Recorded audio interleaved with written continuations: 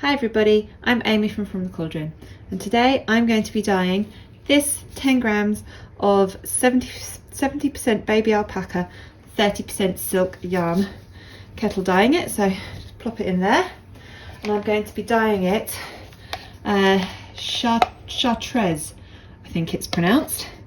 It's this beautiful sort of green colour here, and it goes. Now I'm hoping to sort of do a 1% depth of shade, which means for every 100 grams of yarn, we need 1 gram of dye. So because this is only 10 grams, I have only used 0.1 gram of dye. One thing I quite like about this one is that once it's in solution, it's this beautiful sort of yellowy green colour, but the actual powder itself is bright yellow, which I think is quite interesting. So I'm just going to put the heat on. I need to add some acids.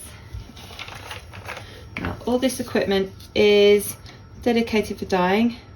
I don't use it for any food preparation, and while I was weighing out the powder, I had my mask on,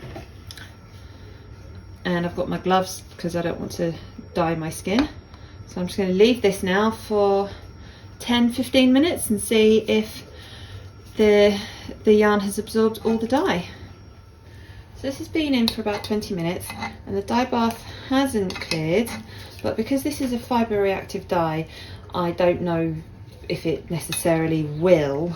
Sometimes I've had fibre reactive dyes clear completely, other times I haven't. I just don't know. So I'm going to call it for this. I'm going to move the yarn and the dye bath into another container, just so I can free up this pot so that I can use it for more dyeing, because it's my only dedicated dye pot at the moment. It's the next day, and I put this in a plastic takeaway container, and I put it in the microwave for, I think it was a total of 2 to 3 minutes in 30-second intervals, because I noticed that dye wasn't really binding to the yarn. And so now you can see there's a lot less dye left in that water than there was before. So just give this a gentle wash through, and a little bit of washing up liquids just to get any of that excess dye. But there might be a tiny bit there, but I don't think that's too much to be worried about. So I'm just going to keep rinsing this through. I'm pretty sure it's running clear now actually. So yeah, I'll give this a couple of rinses through and then I can hang it out to dry. Here is our finished dyed yarn.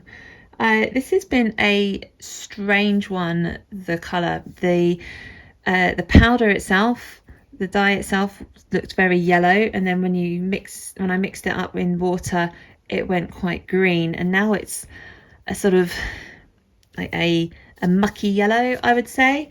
It's coming up more green on camera than it is in person. It's absolutely beautiful, and the yarn is 70% baby alpaca, 30% silk, and it is so soft, and it's so shiny as well. It's really gorgeous yarn.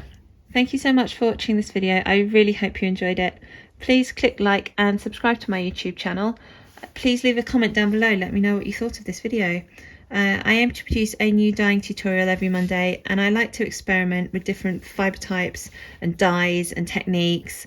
So every video there is something different. Let me know what you'd like to see me dye next. Thank you so much for watching.